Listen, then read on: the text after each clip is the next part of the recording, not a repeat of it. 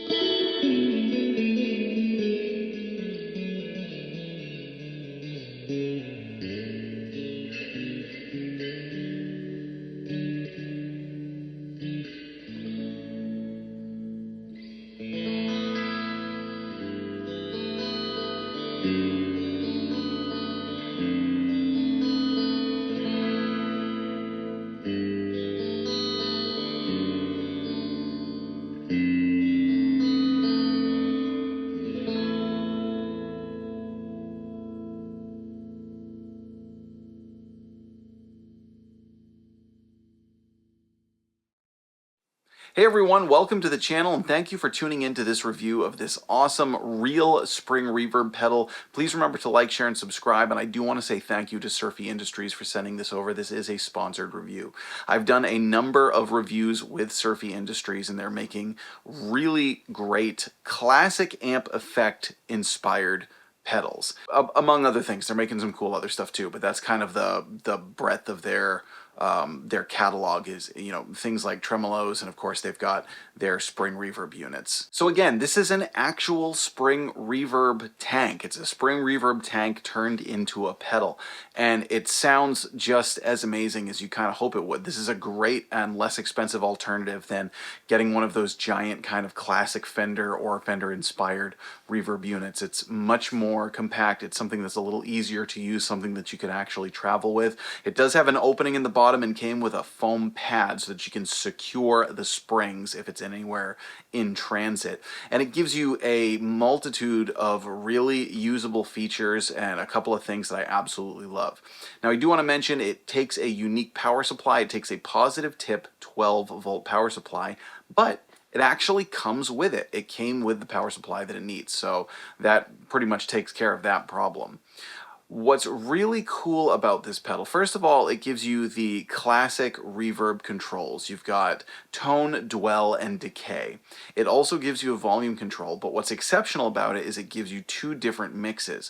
That's something that's huge for me because, you know, a lot of times when I use reverb, I like to have reverb on all the time. Pretty much. Just a little bit. I don't like it to always be crazy washed out, but I'm not crazy about a fully dry guitar signal. You know, there's certainly obviously times with tight rhythm when you might want that, but I like having a little bit of reverb on. But then what do you do when you want more? Especially, it's one of my big frustrations with my Fender Super Reverb is it's like, it's got the most lush, beautiful reverb and everything, but I don't always want it on all the way. So then it's kind of like, you know, do you use a reverb pedal at a low? So anyway, this solves that problem entirely. You can have one mix set to very low, kind of your standard tone, and then you can have another mix set higher so that you can get that lush, fat, washy reverb sound, or, you know, however else you want to dial it in. anytime at just the click of a foot switch.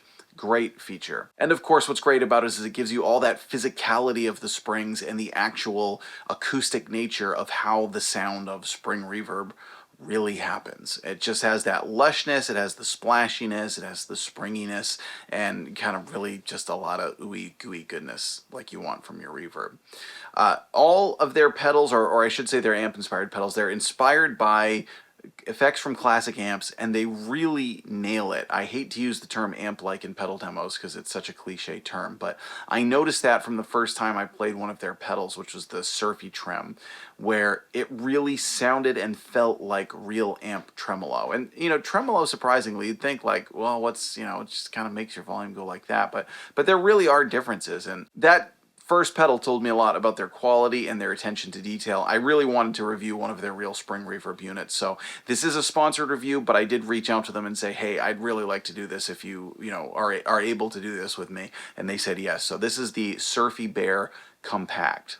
So you've just heard it in kind of its really lushness. Now what I'm going to do is I'm going to give you some tone samples and dial through on the knobs, you know, so that you can actually hear the different styles of reverb you can get from it when you mess with the tone, the decay, and the dwell, as opposed to just kind of giving you the general character of it. And for this, I'm not going to switch back and forth between the mixes. I'm just going to keep it at one level.